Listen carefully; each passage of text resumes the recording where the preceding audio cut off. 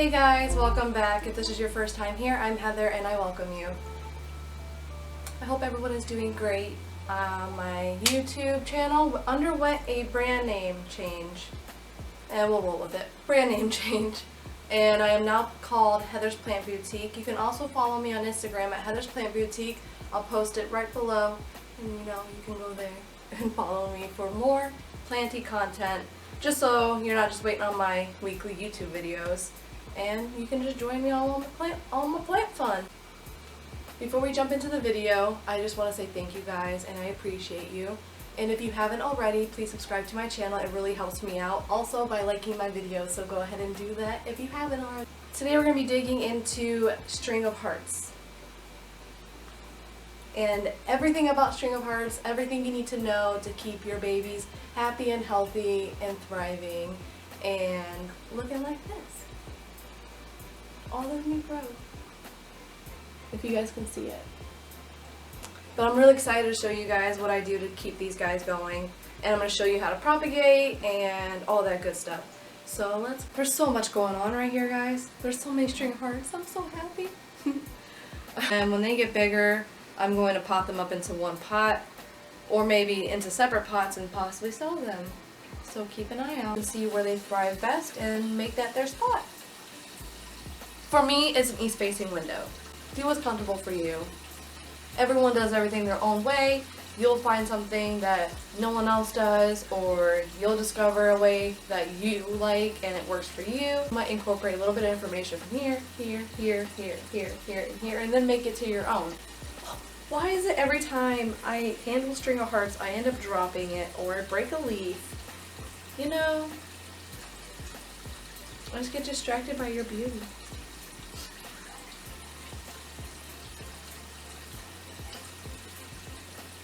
Anyway, light requirements for these guys. They're bright indirect light. They do not like direct sunlight because they do burn easily, especially the variegated string of hearts. My normal string of hearts do thrive a little bit better in a little bit of direct sunlight as long as it's morning or afternoon. But other than that, they get a bunch of the ambient afternoon light and a lot of the good morning sunlight. String of hearts are my absolute favorite. I just love how they trail, and like any spot I put them in, they've just taken over and just look so freaking pretty, and I just get so excited when I see them. My normal string of hearts I keep up in the east-facing window. I've noticed since I pulled this one back from the window, it's actually grown a lot for me, which is weird, right?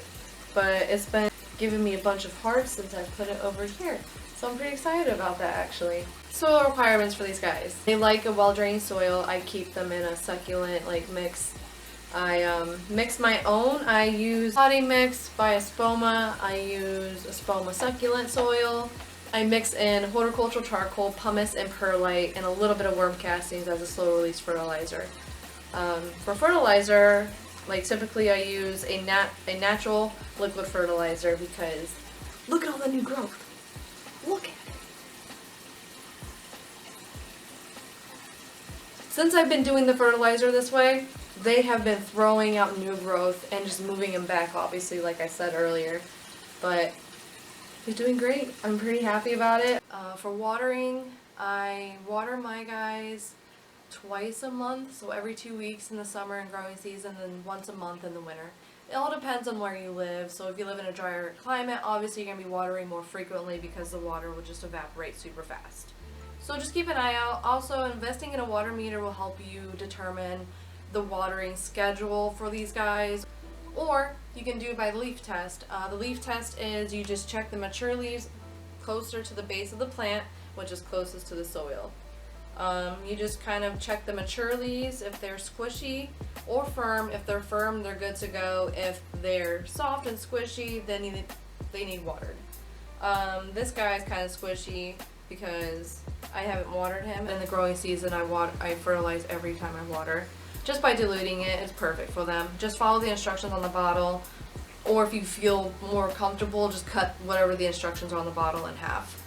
I don't know the measurements right off. I just can eyeball it now because I've been using that for so long. So anyway, I can post that below for you guys so you guys can buy it and use it too. humidity, they just typically like, you know, the normal 40% household humidity. They don't really need much because they are a succulent-like plant. They don't need the humidity hitting the leaves. I broke a leaf off. Well, I'm going to try and propagate that. Here, we'll stick it in here right now. Perfect.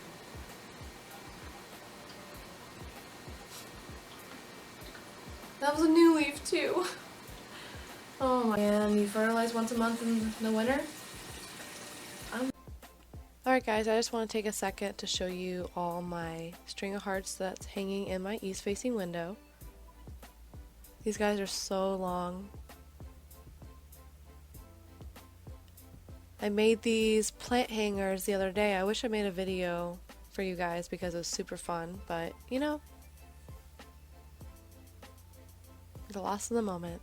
And here's a cutting off of my Black Raven ZZ. I potted them up in soil with some rooting hormone.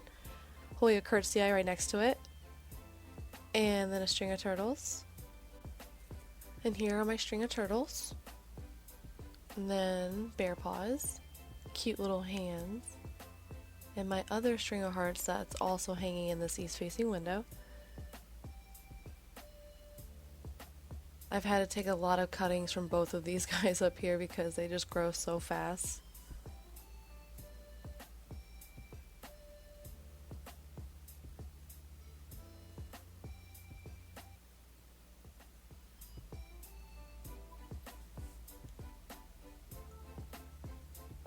And my Regal Shield Alocasia.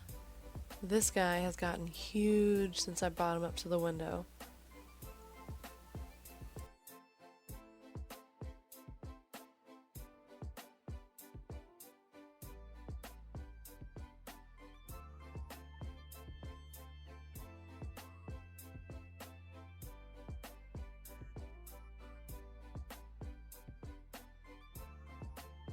So for propagating these guys, I'm going to snip the bottom right down here, and I'm going to be taking a little bit, but not a lot, because I don't want to chop this one up a lot. So I'm just going to show you just a teeny bit.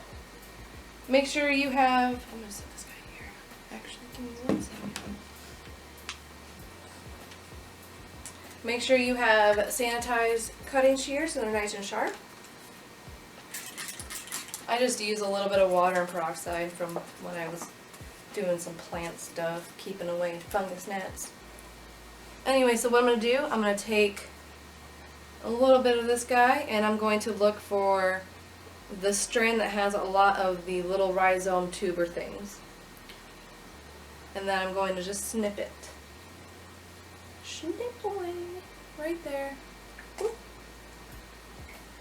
And then I'll do one more just to kind of show you. What am I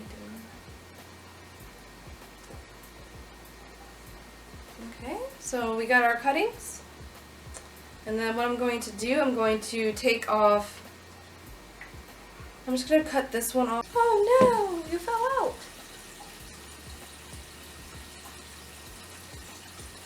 Momentarily pause for a second. Oh, stop falling. So what I'm going to do is I'm going to chop off these 2 leaves.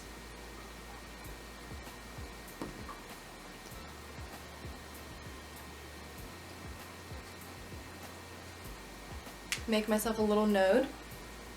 I'm just going to pop them right into this vessel of water right there. And you can use any jar, vessel, whatever, but I've used this one already for a string of heart propagation, so I'm going to do it again. Where did my other... Thought I lost it for a second. And we're going to do the same thing here. Like that. That's the water propagation part I do. And then you can also swirl them on top, just let the rhizomes root back in. And I actually did the same thing to this guy. I swirled a bunch of his strands up. So they're all going to start rooting eventually, and just put them in like a humidity chamber thing. They do not like a lot of humidity, so I personally, you can do it that way, it's just the leaves are going to rot off, and if you want to have a propagation with leaves, then I don't recommend doing that. But if you want to, just kind of prepare yourself to have rotten leaves. You know, just forewarning. But I'm probably going to start just propagating string of hearts in water or directly into the soil or into an open container with sphagnum moss. And then what you do, you just kind of mist the sphagnum moss every now and again just to keep it moist enough for them to root. That's what I do for my string of hearts. Just honestly get a water meter to help you determine if you need to water them. But my best method I use is checking the leaves. So you just use whichever one you feel more comfortable with, and I hope it all works out for you guys because it's all been working out for me. An east or a west facing window, even a south facing window, but make sure it's pulled back a lot from the window because that'd be a lot of sun for your babies and they don't want to burn. And you don't want them to burn. They don't make sunblock for these guys. Alright guys, well that was everything for today's video. I hope you enjoyed. Go ahead and hit that thumbs up if you liked the video and hit the subscribe button if you haven't already. It really helps me out. You guys are awesome and I appreciate you for understanding this chaotic time with me trying to get more content out. I really appreciate it. You guys are awesome. Thank you. Again, these were the string of hearts. I absolutely love them. They are my favorite. I hope you guys love them too, as much as I do. I really enjoy making these videos. If you like this content, let me know below in the comment section. They're pretty easy to take care of in my experience. I really hope that my care tips and tricks kind of gave you guys a little bit of light on how to go about taking care of a string of hearts. Thank you for watching and happy planting!